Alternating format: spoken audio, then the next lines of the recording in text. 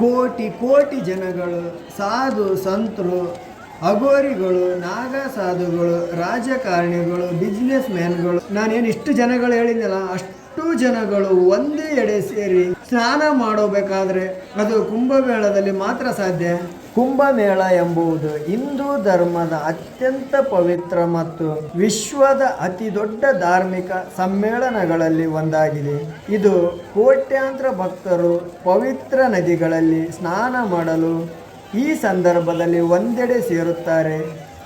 ಈ ಕುಂಭಮೇಳಕ್ಕೆ ಯಾಕಿಷ್ಟು ಜನ ಸೇರ್ತಾರೆ ಅಂದ್ರೆ, ಪ್ರತಿ ಕುಂಭಮೇಳ ನಡೆಯುವಾಗ ನದಿಗಳಲ್ಲಿ ಸ್ನಾನ ಮಾಡುವುದರಿಂದ ಪಾಪಗಳು ತೊಳೆದು ಹೋಗುತ್ತವೆ ಮತ್ತು ಮೋಕ್ಷ ಸಿಗುತ್ತದೆ ಎಂಬ ಭಕ್ತರ ಗಾಢ ವಿಶ್ವಾಸ, ಅವರದೊಂದು ನಂಬಿಕೆ. ನೀವು ನೋಡ್ಬೋದು, ಸಾಧು ಸಂತರು ಈ ಮೇಳದಲ್ಲಿ ಸಾವಿರಾರು ನಾಗ ಸಾಧುಗಳು, ಋಷಿಗಳು ಮತ್ತು ವಿವಿಧ ಮಠಗಳು, ರಾಜಕಾರಣಿಗಳು, ಉದ್ಯಮಿಗಳು, ಅವರು ಇವರು ಅಂತೇಳೋದು ಯಾಕೆ, ಪ್ರತಿಯೊಬ್ಬರು ಆಲ್ಮೋಸ್ಟ್ ಎಲ್ಲರೂ ಈ ಪುಣ್ಯ ಸ್ನಾನಗಳಲ್ಲಿ ಭಾಗವಹಿಸ್ತಾರೆ. ಕುಂಭಮೇಳಗಳಲ್ಲಿ ನಮ್ಮ ಭಾರತದಲ್ಲಿ 4 ಪ್ರಮುಖ ಕ್ಷೇತ್ರಗಳಲ್ಲಿ 12 ವರ್ಷಕ್ಕೊಮ್ಮೆ ಕುಂಭಮೇಳಗಳು ನಡೆಯುತ್ತವೆ. ಪ್ರಯಾಗ್ರಾಜ್ ಉತ್ತರ ಪ್ರದೇಶ, ಗಂಗಾ, ಯಮುನಾ ಮತ್ತು ಸರಸ್ವತಿ ನದಿಗಳ ಸಂಗಮದಲ್ಲಿ, ಹಾಗೂ ಹರಿದ್ವಾರ ಉತ್ತರಾಖಂಡ್ ಗಂಗಾ ನದಿಯ ದಡದಲ್ಲಿ, ಮತ್ತು ನಾಸಿಕ್ ಮಹಾರಾಷ್ಟ್ರ ಗೋದಾವರಿ ನದಿಯ ದಡದಲ್ಲಿ, ಉಜ್ಜಯಿನಿ ಮಧ್ಯಪ್ರದೇಶ್ ಕ್ಷಿಪ್ರಾ ನದಿಯ ದಡದಲ್ಲಿ. ಈ ಕುಂಭಮೇಳದ ಪೌರಾಣಿಕ ಹಿನ್ನೆಲೆ ನೋಡೋದಾದರೆ, ದೇವತೆಗಳು ಮತ್ತು ಅಸುರರ ನಡುವೆ ಅಮೃತಕ್ಕಾಗಿ ನಡೆದ ಸಮುದ್ರ ಮಂಥನದ ಸಮಯದಲ್ಲಿ ಅಮೃತದ ಹನಿಗಳು ಭೂಮಿಯ ಈ 4 ಸ್ಥಳಗಳಲ್ಲಿ ಬಿದ್ದವು ಎಂಬ ನಂಬಿಕೆ ಇದೆ.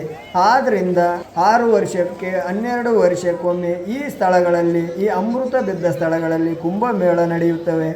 ಈ ಕುಂಭಮೇಳದಲ್ಲಿ ಬಿಟ್ಟರೆ ಇಲ್ಲಿ ಸೇರುವಂಥ ಜನಗಳು, ಭಕ್ತರು, ಋಷಿಮುನಿಗಳು, ನಾಗ ಸಾಧುಗಳು, ಅಘೋರಿಗಳು, ಪ್ರತಿಯೊಬ್ಬರು ಇನ್ನು ಯಾವುದೇ ಸಂದರ್ಭದಲ್ಲೂ ಒಟ್ಟಿಗೆ ಸೇರಲು ಸಾಧ್ಯನೇ ಇಲ್ಲ. ಆದ್ದರಿಂದ ಅಷ್ಟು ಜನಗಳನ್ನು ಒಂದೆಡೆ ಎಲ್ಲಾದರೂ ಸೇರ್ತಾರೆ. ಅಷ್ಟು ಶಕ್ತಿ ಆ ಸ್ಥಳಗಳಿಗಿದೆ ಅಂದರೆ ಅದು ಕೇವಲ ಈ ಕುಂಭಮೇಳಗಳಿಗೆ ಮಾತ್ರ ಸಾಧ್ಯ.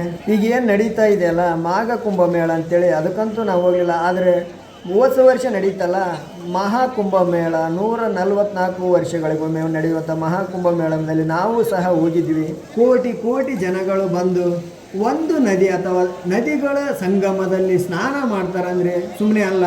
ಜೀವನದಲ್ಲಿ ಒಂದ್ಸಲ ಆದರೂ ಈ ಕುಂಭಮೇಳಕ್ಕೆ ಹೋಗಿ ಪುಣ್ಯ ಸ್ನಾನ ಮಾಡಬೇಕು ಪ್ರತಿಯೊಬ್ಬರು ಅಂತ ನನಗನ್ನಿಸ್ತದ. ಈ ಕುಂಭಮೇಳಗಳು, ಅರ್ಧ ಕುಂಭಮೇಳ ಪ್ರತಿ 6 ವರ್ಷಕ್ಕೊಮ್ಮೆ ಪ್ರಯಾಗ್ರಾಜ್ ಮತ್ತು ಹರಿದ್ವಾರದಲ್ಲಿ ನಡೆಯುತ್ತದೆ. ಮಹಾಕುಂಭಮೇಳ 144 ವರ್ಷಗಳಿಗೊಮ್ಮೆ, ಅಂದರೆ 12 ಪೂರ್ಣ ಕುಂಭಮೇಳಗಳ ನಂತರ ನಡೆಯುವ ಮಹಾಕುಂಭಮೇಳ ಅತ್ಯಂತ ಅಪರೂಪದ ಮೇಳ ಮತ್ತು ಪಾವಿತ್ರ್ಯ ಎಂದು ಭಾವಿಸಲಾಗುತ್ತದೆ. ಯಾಕಂದರೆ 12 × 12 144 ವರ್ಷಕ್ಕೊಮ್ಮೆ ಬರುವಂಥ ಮುಹೂರ್ತದಲ್ಲಿ ಪುಣ್ಯ ಸ್ನಾನ ಮಾಡುವುದರಿಂದ ಮೋಕ್ಷ ಹಾಗೂ ಪುಣ್ಯ ಬರ್ತದಂಥ ನಂಬಿಕೆ.